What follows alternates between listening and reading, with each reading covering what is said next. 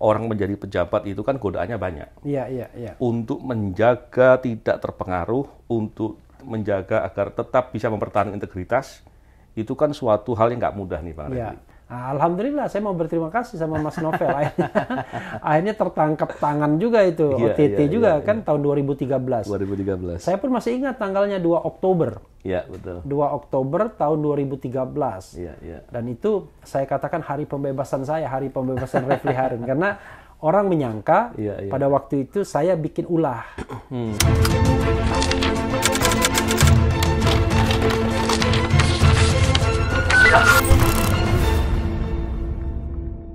Bismillahirrahmanirrahim. Assalamualaikum warahmatullahi wabarakatuh. Salam sejahtera untuk kita semua. Salam integritas anti korupsi. Kali ini saya berkesempatan untuk berbincang dengan tokoh integritas, Profesor Refli Harun. Ini suatu kesempatan yang luar biasa. Alhamdulillah, terima kasih Bang Refli. Yap. Diberi kesempatan saya untuk bisa berbincang. Saya yang berterima kasih karena sudah mau datang ke sini. Iya, sama-sama Bang ya. Oke. Jadi terkait dengan masalah integritas, ini suatu hal yang seringkali dilihat sebagai barang langka. Tentunya kita ingin tahu soal integritas lebih jauh tentang pengalaman dan lain-lain. Dan ini semua ingin saya diskusikan, ingin bicara dengan Bang Refli Harun. Terima kasih Bang Refli, tadi saya sampaikan ya. Bang Refli sudah banyak melakukan kegiatan sebagai pejabat-pejabat di pemerintahan, begitu juga di BUMN dan lain-lain. Tentu itu suatu hal yang seringkali dilihat ketika orang menjadi pejabat itu kan godaannya banyak. Untuk menjaga tidak terpengaruh, untuk menjaga agar tetap bisa mempertahankan integritas, itu kan suatu hal yang nggak mudah nih Bang Refli. Saya sendiri masih usianya belum sampai ke Bang Refli. Artinya, Bang Refli, untuk apakah seumur Bang Refli saya masih konsisten, saya belum tahu. Tapi setidak-tidaknya cerita dari Bang Refli ini penting agar bisa kita ambil hikmah nih untuk semuanya. Gimana Bang Refli soal integritas ini? Iya, saya kalau dikatakan, waduh integritas agak terlalu berat ya. Ya, jadi saya kira ini kan bukan soal saya ya. Barangkali soal pengalaman pecahan-pecahan hidup aja yang kita berusaha untuk kita memegang sesuatu ya. Misalnya gini, saya sebelum nge-YouTube ini kan sebenarnya kan saya lebih banyak hidup di dunia hukum. Baik sebagai advokat maupun sebagai pengajar ya. Nah, sebagai advokat itu memang saya tahu ini dunia yang ngeri-ngeri sedap ya kan, dunia yang ngeri-ngeri sedap. Tapi untungnya saya tidak pernah terlibat pada kasus-kasus di luar MK. Paling sebagai ahli saja. Ya seperti kemarin saya jadi ahli Habib Rizik ya, kemudian menjadi ahli-ahli kalau dalam beberapa kasus dalam persidangan baik di pengadilan maupun di pengadilan tata usaha negara plus di Mahkamah Konstitusi. Nah kalau jadi advokat ini biasanya di MK. Nah, kalau di MK kan saya masih meyakini bahwa kalau di MK kita bisa menang tanpa harus membayar, itu kan rahasia umum kadang-kadang. Tapi kan saya pernah tahun 2010 heboh karena klien saya mengaku kalau dia diperas kan oleh Akil Muhtar. Kita nggak apa-apa ngomong orangnya sudah seumur hidup kan. Jadi ketika saya mengungkapkan bahwa Akil Muhtar itu memeras klien saya, pada waktu itu intinya banyaklah ceritanya kan panjang kan. Saya sesingkat aja, banyak orang nggak percaya lah. Karena orang menganggap MK wah masih penuh dengan integritas itu. Nah, alhamdulillah saya mau berterima kasih sama Mas Novel. Akhirnya tertangkap tangan juga itu, OTT juga kan tahun 2013. Saya pun masih ingat tanggalnya 2 Oktober. 2 Oktober tahun 2013. Dan itu saya katakan hari pembebasan saya, hari pembebasan Refli Harun. Karena orang menyangka pada waktu itu saya bikin ulah. Saya mau menyuap hakim, mau menyogok hakim ya kan. Padahal insya Allah lah selama jadi advokat, saya tak pernah sama satu kali pun menghubungi hakim untuk menang. Apalagi sekedar apalagi sampai menyuap. Ya. Bilang menang aja nggak pernah. Ya. Saya punya teman yang akrab sekali, misalnya yang menjadi hakim konstitusi, dan sampai sekarang nggak pernah saya menghubungi dia nanya kasus tuh, nggak pernah. Ya. Walaupun kasus saya misalnya, kok nggak disidang-sidangkan, sudah hampir berapa bulan, hampir setahun, itu pun nggak pernah saya tanya. Ya. Nah, jadi kita berusaha memegang itu, dan memang barangkali karena orientasinya jangan uang. Iya. Kalau orientasinya uang, memang kadang-kadang apapun kita bisa kerjakan. Betul. Di soal yang terkait sama advokat ya. Iya. Lalu kalau pekerjaan lain yang saya lakoni juga adalah pekerjaan sebagai komisaris utama di 2 BUMN ya. Iya. Yang kadang-kadang saya diolok-olok sama orang-orang kan, orang pecatan. Saya ketawa aja. Nah, selama menjadi komisaris itu, utama itu, untungnya saya kenal juga dengan Mas Novel ya kan. Iya. Hidup di dunia anti korupsi sebelumnya. Jadi rasanya saya harus jaga-jaga. Nah, yang harus saya jaga itu adalah 3 hal yang saya lakukan yang barangkali kontribusi saya untuk menjaga integritas. 1, saya tidak merekrut 1 orang karyawan pun selama menjadi komisaris utama, baik di Jasa Marga maupun di Pelindo 1. Jadi orang bisa melihat tidak ada 1 orang pun saya titip ke sana. Padahal keluarga banyak yang butuh pekerjaan kan. Kesempatan juga ada ya. Kesempatan ada kan, komod kita. Kan Iya. kita tinggal minta aja kan. Iya. Itu.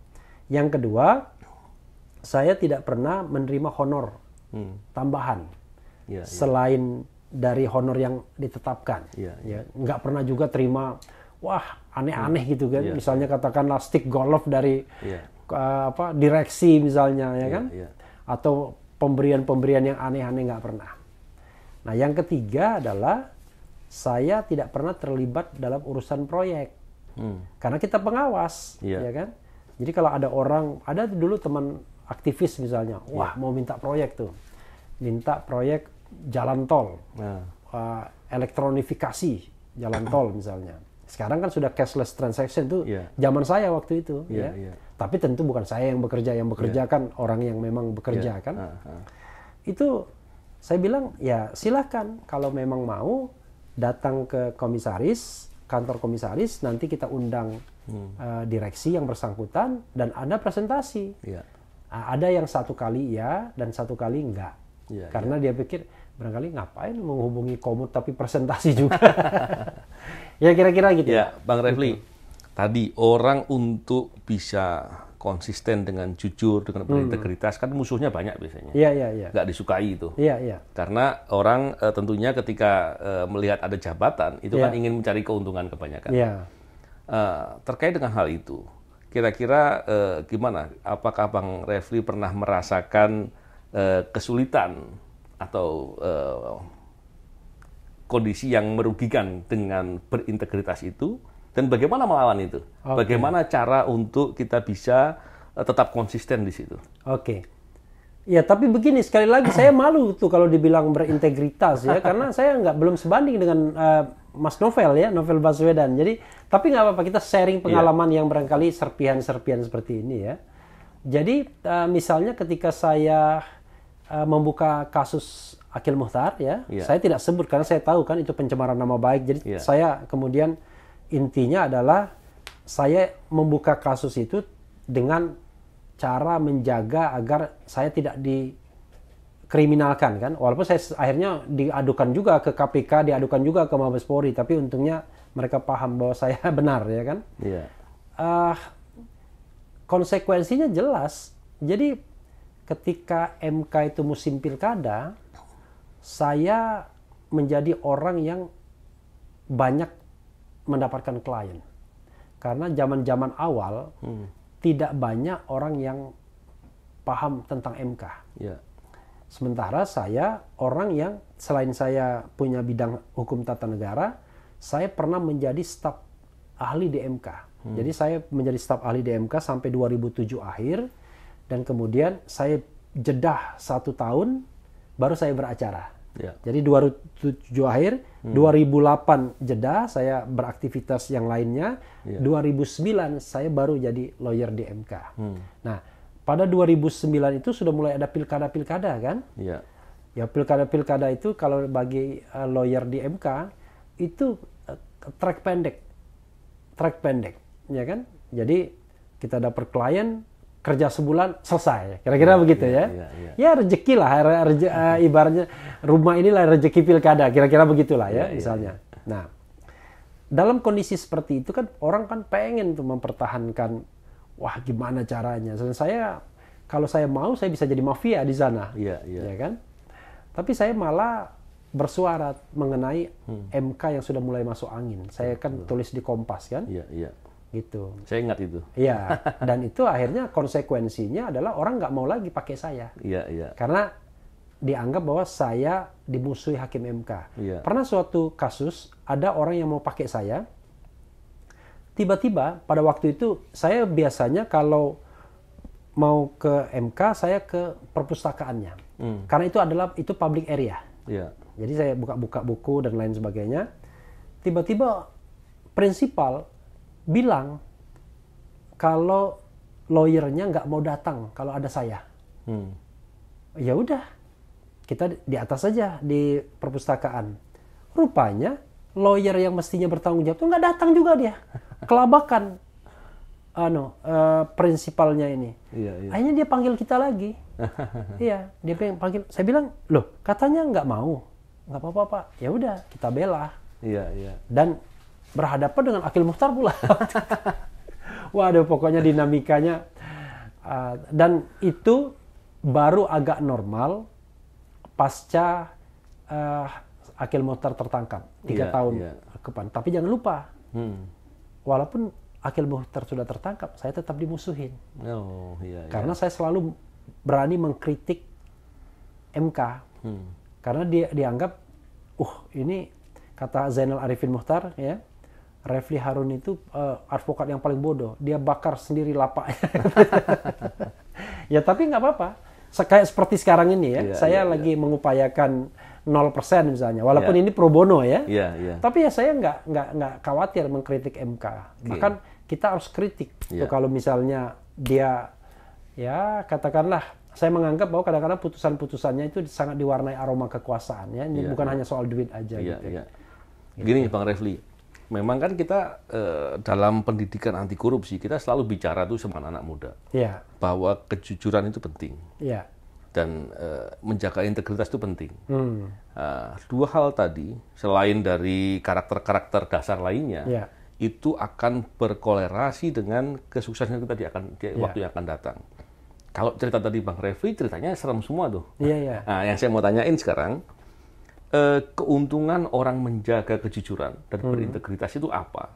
Dan kaitan dengan kesuksesan untuk berkarir dan kedepannya. Karena banyak juga dimusuhi kan? Saya kalau misalnya melihat anak-anak muda ya mencoba bidang hukum, saya katakan kan misalnya don't put your money at the same basket. Jangan taruh uangmu pada basket yang sama. Saya bilang don't put your activities at the same basket. Jadi atau inilah profesionalismnya. Misalnya gini, kalau kita jadi lawyer, advokat, semata-mata kita berharap rezeki itu dari lawyering kita, itu berbahaya. Apalagi kalau misalnya kita berpikir tentang gaya hidup. Itu kan sendiri sudah hakikatnya udah nggak bener lah ya kan. Jadi untuk attract klien kemudian kita pakai gaya hidup yang gimana gitu. Nah karena itu saya bilang kita harus punya keahlian lain agar kalau ini ditutup orang karena integritas kita masih bisa bertahan di wilayah lain. Jadi ketika saya misalnya kalau tidak ada klien ya di MK, ya alhamdulillah sekarang saya bisa nge-YouTube ya kan, menghasilkan dan tidak korupsi kan. Kemudian juga saya kadang-kadang dipanggil sebagai ahli di persidangan, juga kadang-kadang dibayar, enggak juga, banyak juga yang enggak, terutama untuk kasus-kasus publik, nah itu pasti enggak lah. Kemudian saya juga mengajar, bisa juga memberikan pelatihan. Jadi intinya adalah kita tidak boleh stuck dengan satu aja. Tapi saya lihat teman-teman yang menjadi advokat hanya mengandalkan satu saja, itu saja pemasukannya, biasanya cenderungnya agak mulai melayang-layang, agak ngawur-ngawur sudah mulai. Artinya kalau saya lihat gini ya Bang Refli, kalau orang betul-betul mau jaga integritas, dia akan dituntut untuk kreatif. Iya, kreatif dan juga harus mau belajar. Mau belajar. Iya. Dan betul-betul meningkatkan keahlian. Iya. Di beberapa pengalaman saya ini, Bang Refli, saya pernah bertemu dengan beberapa kawan yang lawyer. Iya. Dan dia kemudian betul-betul menjaga integritas. Iya. Akibatnya memang dia sidang suka mendapat kesulitan. Iya. Tapi dengan begitu dia banyak belajar. Iya. Dia akhirnya lebih banyak menguasai referensi-referensi dan benar-benar pintar. Iya, gitu. Bukan sekedar yang main uang kemudian nggak ngerti apa-apa. Artinya ada kelebihan-kelebihan. Memang itu dan banyak lagi sektor lain juga pastinya akan begitu. Bang Refli kan selain dari beberapa tadi pengalaman yang lain tadi juga dosen kan, pengajar. Kira-kira gimana Bang Refli kalau terkait dengan pengalaman soal integritas? Kira-kira hal apa sih yang betul-betul penting untuk dijaga dan dikuatkan, terutama untuk anak-anak muda, agar bisa tetap berintegritas ketika dia ada di lapangan, di fenomena nyata dalam kehidupan nyata, itu akan mendapatkan kesulitan. Kira-kira tips-tips apa ini kira-kira Bang Refli? Iya, saya selalu mengatakan ya kepada siapapun, termasuk juga mahasiswa saya, adalah kita harus mau terus belajar, menjaga kualitas, meningkatkan kemampuan. Karena kalau kita punya kemampuan, apalagi kemampuan itu spesifik, walaupun negeri ini korup, tetap aja kita dibutuhkan. Tapi kalau kita tidak punya kemampuan, itu biasanya mudah sekali kita diombang-ambingkan. Jadi kalau misalnya jadi advokat, jadi lawyer, ya jadi lawyernya ya karena dia berpikir, wah hanya bisa dapat uang kalau membela koruptor misalnya. Kalau saya, insya Allah lah, tidak pernah bela koruptor dan tidak pernah juga menjadi ahli di persidangan untuk koruptor. Jadi, kalau ditawari pun saya nggak mau. Kenapa Bang Refli nggak mau? Ya karena sikap saya. Nah, tapi untuk mencapai sikap seperti itu kan kita harus punya alternatif lain. Jadi kalau kita tidak punya alternatif lain, kita kan akan akhirnya apapun kita terima. Ya. Jadi itu sikap saya. Jadi selama ini kalau misalnya orang misalnya meminta saya untuk menjadi lawyer untuk kasus korupsi, saya nggak mau. Makanya bisa dicatat nggak pernah saya membela kasus korupsi.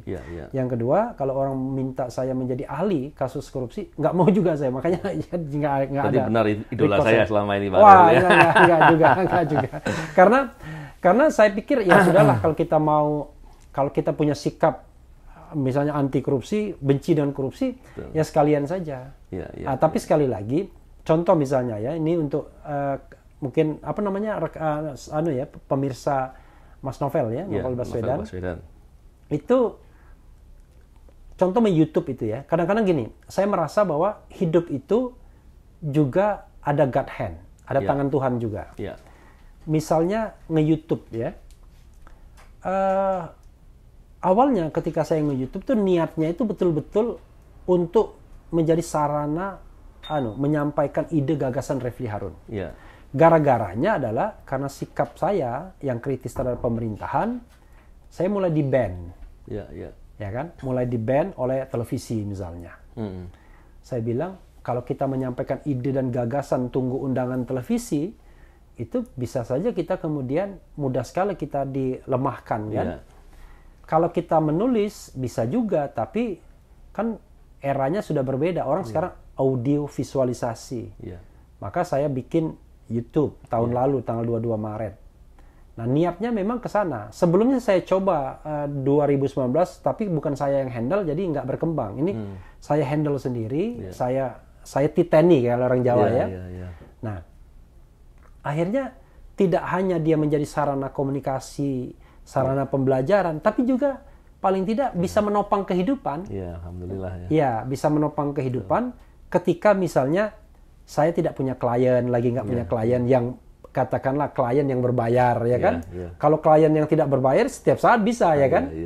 Kemudian saya mengajarkan, kita tahu lah mengajar itu cuma idealisme saja, atau tidak ada tambahan rezeki lain. Misalnya saya belum bisa jadi ahli, atau karena ini COVID, saya tidak bisa ngajar-ngajar lagi secara langsung kan, seperti itu. Jadi saya katakan, oh iya ya, hidup itu memang harus banyak alternatif, banyak kreativitas. Tapi jangan lupa ada satu hal yang juga rahasianya. Ini mungkin Mas Novel juga. Dalam rumah tangga itu kan ada suami istri kan. Nah, mudah-mudahan kita punya istri yang tidak menghabisi uang suami. Maksudnya dia bantu juga. Dia bantu ya. Saya kebetulan istri saya seorang notaris. Jadi seorang notaris dia. Jadi saya udah awalnya dia wartawan kan. Wartawan selama 15 tahun, 14 tahun jadi wartawan. Tapi saya lihat kok nggak berkembang, karena perusahaannya nggak berkembang, dan karirnya nggak berkembang. Akhirnya apa? Saya sekolahkan dia. Dalam usia, ya waktu itu 2012, dalam usia yang sudah lumayan, sudah 40-an tahun, dia ambil notariat, UI. Kemudian 2012 sampai 2013 tamat, kemudian 2014 dia bisa mandiri. Sebelumnya dia wartawan 14 tahun. Jadi itu juga bisa membuat kita bisa survive. Karena kita kan tidak tahu something happen ya kan kepada kita. Terus terang saja, apalagi di dunia YouTube seperti saat ini kan, saya sudah bikin 2.800 konten. Tapi kan saya merasa negeri ini belum demokratis banget. Orang mencari kelemahan kita di mana untuk mengadukan kita ke penegak hukum, lalu kemudian kita dikriminalkan. Padahal kita nggak punya niat jahat sama orang. Kita itu hanya melakukan pendidikan publik dan kritis kepada pemerintahan. Tapi kan kita harus siap-siap. Gitu. Ya, memang luar biasa. Tapi seperti yang saya sering katakan lah, di beberapa kesempatan saya selalu berkata bahwa ketika kita peduli dengan orang lain, ketika kita mau melihat permasalahan dan kemudian kita mau berkontribusi untuk membuat suatu solusi, baik itu saran atau ungkapan atau apapun, sedikit banyak pasti akan ada kebaikan untuk kita. Di antaranya Bang Refli tadi, ternyata awal-awalnya membuat channel, ternyata justru malah bisa mendapatkan pendapatan di sana. Dan itu suatu hal yang luar biasa, alhamdulillah. Saya meyakini itu sebagai bahwa kalau kita punya niat baik, kalau kemudian kita mau konsisten, dengan sikap kita misalnya, saya tahu bahwa kalau saya kritis dengan pemerintahan, sooner or later saya pasti diberhentikan. Itu udah pasti. Kalau pemerintahan ini suka memelihara orang yang kritis, wah hebat. Entah kapan nggak tahu saya ya kan. Yang jelas adalah dia suka memelihara orang yang membela dia saja, yang mengingatkan dia nggak mau. Nah karena itu sooner or later, saya bilang saya pasti akan diganti. Dan nggak mungkin juga jabatan terus menerus kan. Betul. Nah, salah satunya adalah ya demosi dulu ya kan, sebelum diberhentikan sama sekali. Nah tapi bagi saya semua hal itu, saya kan makhluk pembelajar, sukanya mempelajari. Contoh misalnya, sebagai komisaris utama ya, selain saya melakukan 3 hal tadi, saya itu menghasilkan 3 buku loh selama jadi komisaris utama itu. Jadi ada 3 buku. Jadi itu BUMN dalam perspektif hukum tata negara, kemudian menjadi komisaris utama BUMN antara profesionalisme dan kritisisme, kemudian hukum BUMN. Yang 3 buku itu. Jadi saya masuk ke area itu relatif baru bagi saya, tapi di situ saya gunakan kesempatan untuk belajar dan bekerja. Sama seperti YouTube ini. Dulu saya upload video dan lain sebagainya nggak paham thumbnail itu apa dan lain sebagainya. Tapi sekarang saya bisa kerjakan sendiri semuanya, kecuali ngedit video saja. Tapi kan saya tidak perlu ngedit karena kadang-kadang saya mostly siaran langsung misalnya. Nah, itu penting bagi kita ketika kita katakanlah stuck di satu profesi, kita stuck di tempat lain karena orang lain kemudian katakanlah tidak menerima kita karena dengan sikap kita dan lain sebagainya. Kalau Mas Novel ya, kalau kita mau atau kalau saya mau, wah yang paling gampang itu bela aja kekuasaan, paling gampang kan? Apalagi kalau kita punya kemampuan beropini di media massa, misalnya, kemampuan mempengaruhi, ada channel pula ya kan? Ya puji-puji aja kekuasaan. Tentu memujinya tidak secara kasar, pelan-pelan, itu bisa dilakukan. Tapi masalahnya adalah pilihan kita adalah pilihan untuk mengingatkan penguasa Penguasa dan negara itu berbeda. Ya. Negara remains, kita harapkan tetap Indonesia ini sampai kiamat ya kan. Tetapi penguasa ya paling 5-10 tahun berganti. Karena itu kalau kita menghabiskan energi untuk katakanlah membenarkan setiap omongan penguasa, sementara hidup itu sebentar, wah saya kira kita akan menjadi makhluk yang rugi jadinya. Betul, luar biasa. Gitu. Jadi tadi Bang Refli bercerita dari banyak perspektif ya, yang seharusnya mengingatkan kita, membuat kita menjadi lebih bersemangat lah. Karena Bang Refli sendiri saya sampai sekarang masih konsisten. Nah, ini hal yang penting. Memang terkait dengan masalah... Bukan konsisten, berusaha konsisten. Berusaha konsisten. Sampai sekarang lah. Saya kagak enak kalau dibilang begitu ya. Jadi, tidak ada manusia yang jadi. Menjadi, ya kan? Menjadi, ya. oke. Berusaha konsisten. Berusaha ya kan? konsisten. Tidak ada, saya bukan orang baik, tapi berusaha baik. Berusaha baik. Ya. Jadi, terkait dengan hal tadi, memang kejujuran dan integritas itu menjadi hal yang penting. Setidak-tidaknya kalau sekarang kita dengan berintegritas atau dengan jujur mendapatkan kesulitan, percayalah kesulitan itu akan membentuk diri kita menjadi lebih kuat, menjadi lebih kreatif, menjadi ada nilai tambah. Dan yang pasti kita tahu bahwa kita hidup tentunya ada punya keturunan dan mereka juga ingin mendapatkan hal yang baik dari orang tuanya, bukan dicap yang buruk karena orang tuanya berperilaku yang tidak baik. Tadi contoh-contoh itu suatu hal yang luar biasa. Semoga dari diskusi yang pendek ini dengan Bang Refli, banyak hal lagi yang bisa kita diskusikan sebenarnya, tapi tentunya waktu juga. Enggak juga waktu, silakan aja. Karena waktunya ke Bang Refli terlalu banyak kita apa ini kan. Setidaknya dengan beberapa hal tadi bisa menjadi keteladanan atau hikmah yang kita bisa ambil. Bahwa jujur dan berintegritas itu kepentingan kita. Kita kalaupun seandainya kita mendapatkan kesulitan, pahamilah kesulitan itu adalah bagian dari untuk mendidik kita. Seperti itu saya kira. Saya kira itu dulu, Bang Refli. Ya, boleh saya closing statement sedikit? Oh, satu hal, benar. Silakan. Jadi pemirsa Mas Novel Baswedan sekalian ya, saya kalau ditanya sebagai contoh integritas malu saya terus terang saja. Iya. Karena rasanya banyak orang yang jauh lebih pantas dan lebih baik ya. Cuma memang dalam hidup ini kan kita sekedar sharing saja. Betul. Nah, salah satu sharing itu adalah sharing pengalaman misalnya. Jadi kalau kita mau bertahan di tengah gelombang godaan-godaan yang banyak ini, godaan kekuasaan, godaan uang ya terutama yang bisa membuat kita korupsi misalnya, atau integritas kita kemudian cacat jadinya, ya memang salah satu kuncinya adalah ya kita harus dari awal tuh memupuk diri kita, kemampuan diri kita, agar kita menjadi makhluk yang banyak alternatif. Itu aspek materialnya. Ya aspek spiritualnya ya yakinlah bahwa rezeki itu kan di tangan yang maha kuasa. Benar. Masa yang maha kuasa tidak peduli dengan hambanya yang katakanlah tidak mau neko-neko kan, ya kan? Nah, justru sebaliknya kalau kita tidak neko-neko ya kita tidur nyenyak karena harta kita harta yang bisa dipertanggungjawabkan perolehannya. Nggak, saya seumur hidup nggak pernah takut sama KPK ya kan? Justru dari dulu KPK menjadi teman saya. Ketika saya bermasalah dengan Akil Muhtar, itu Mas Novel diam-diam saya menghubungi KPK. Cuma orang nggak tahu aja mungkin. Saya waktu itu ke Chandra Hamzah, konsultasi ya. Kalau orang barangkali udah lari duluan karena saya merasa bahwa saya yakin bahwa saya benar ya, dan tidak macam-macam, makanya tidak pernah khawatir. Nah, khawatirnya cuma sekarang saja. Bukan karena kasus korupsi, tapi karena negara kita belum demokratis, dikriminalisasi kita.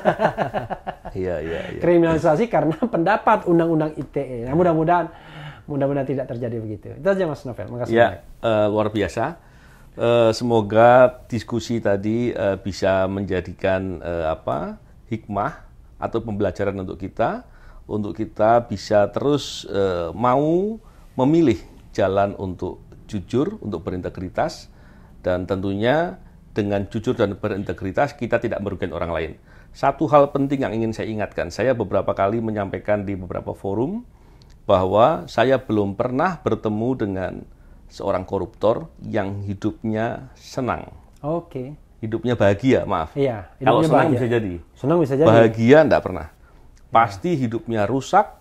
Terus dengan hartanya yang dia peroleh dengan cara yang nggak benar, anak keturunannya pun jadi maksiat lah, jadi hal yang nggak baik, dan itu pasti menjadi penyesalan yang luar biasa untuk yang bersangkutan. Dan saya tidak pernah melihat ada orang yang jujur kemudian hidupnya menjadi kesusahan karena dengan kejujurannya itu. Soal orang memilih untuk hidup bersahaja itu suatu hal yang luar biasa.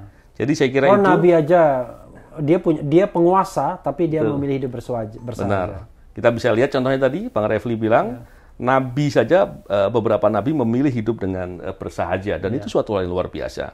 Jadi, tetaplah kita mau menjaga integritas, menjaga kejujuran, demi kepentingan kita, kepentingan orang lain, dan kepentingan anak keturunan kita. Saya kira itu. Terima kasih, Bang Refli. Sekali lagi, terima kasih juga. Salam integritas, anti korupsi.